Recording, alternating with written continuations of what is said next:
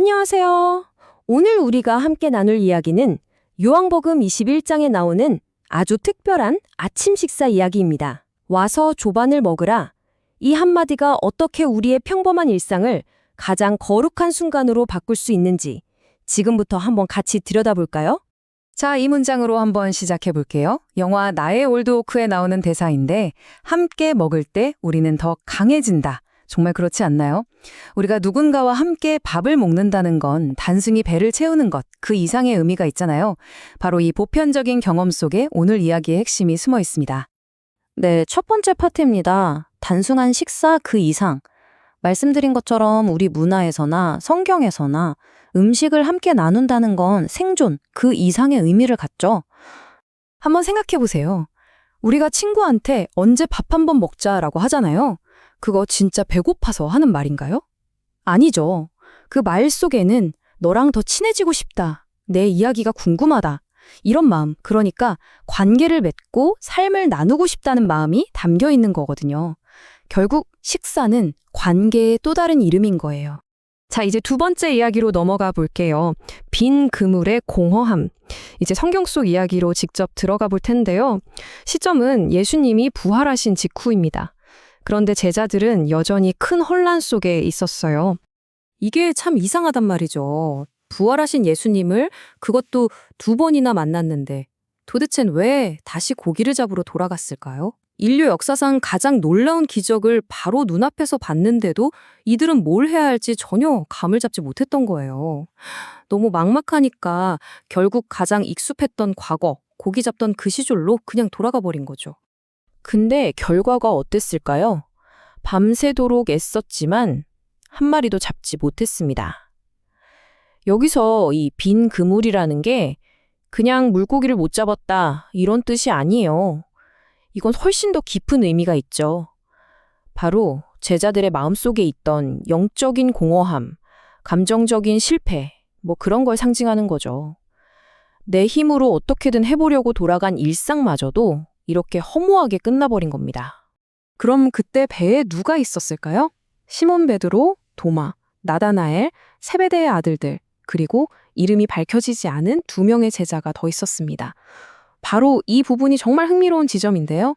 설교에서는 이 이름 없는 두 제자가 바로 오늘 이 이야기를 듣고 있는 우리를 상징한다고 이야기해요. 이 혼란과 실패의 현장으로 우리를 초대하는 거죠. 이게 바로 네 이야기야 하고요. 이제 세 번째 파트, 해변에서 들려온 목소리입니다. 제자들이 완전히 지쳐서 모든 걸 포기하려던 바로 그 순간, 극적인 전환점이 찾아옵니다. 저 멀리 해변가에서 어떤 낯선 사람이 말을 걸어온 거죠. 그가 이렇게 말합니다.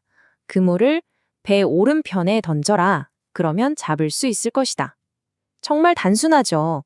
무슨 대단한 비법을 알려준 것도 아닌데 이 간단한 한마디가 그들의 절망적인 상황을 180도 바꾸어 놓게 됩니다.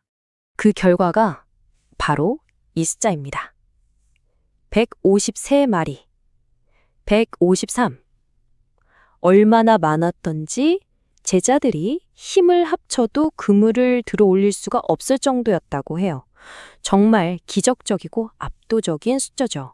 그런데 여기서 아주 중요한 비교 포인트가 있어요. 사실 이런 비슷한 기적이 예전에도 있었거든요. 누가복음 5장을 보면 그때는 물고기가 너무 많아서 그물이 찢어졌다고 나와요. 그런데 이번에는 그물이 찢어지지 않았다고 합니다. 이 차이가 뭘까요?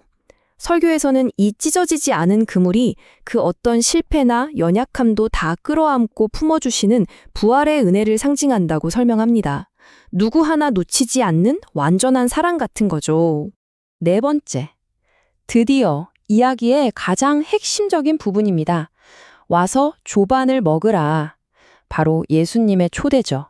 와서 조반을 먹으라. 이 한마디에 모든 게 담겨 있습니다. 생각해보면 보통은 우리가 신을 찾고 초대하잖아요. 그런데 이 장면은 정반대예요. 신이 바로 예수님이 우리의 지치고 평범한 일상 속으로 우리를 초대하고 계신 겁니다. 실패하고 공허한 우리에게 먼저 다가와서 따뜻한 아침 식사를 건네시는 거죠. 이 과정을 보면요, 마치 거룩한 성찬식 같아요. 자, 한번 보세요. 첫째, 우리가 밤새 애써 잡은 어쩌면 우리의 보잘것없는 노력을 상징하는 생선을 드립니다. 둘째, 예수님은 그걸 기쁘게 받으시죠? 가져오너라 하고요. 셋째, 그분은 그걸 직접 숯불에 구워서 축복하고 완전히 새로운 것으로 변화시키십니다. 그리고 마지막으로 그걸 우리에게 다시 생명의 양식으로 나눠주시죠. 우리의 작은 노력이 그분을 통해 완전히 새로운 생명이 되는 과정. 이게 바로 이 아침 식사의 비밀입니다. 자, 그럼 이제 마지막 파트입니다. 이 모든 이야기가 오늘을 살아가는 우리에게 어떤 의미가 있을까요? 바로 당신의 식탁이 거룩한 공간이 될 수 있다는 겁니다.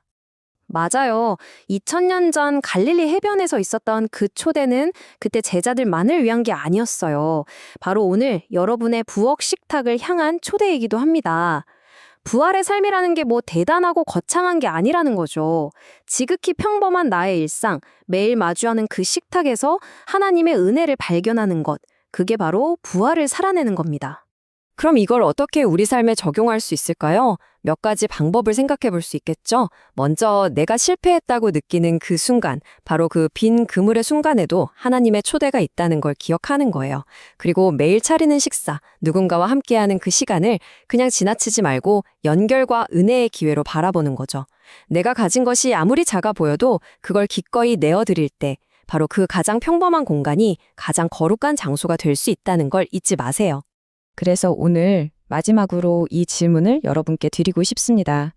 오늘 여러분의 거룩한 식탁은 어디에 있나요?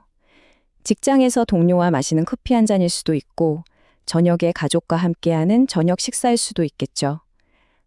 여러분의 하루 속 어떤 평범한 순간이 가장 거룩한 은혜의 자리가 될 수 있을지 한번 찾아보시는 하루가 되길 바랍니다.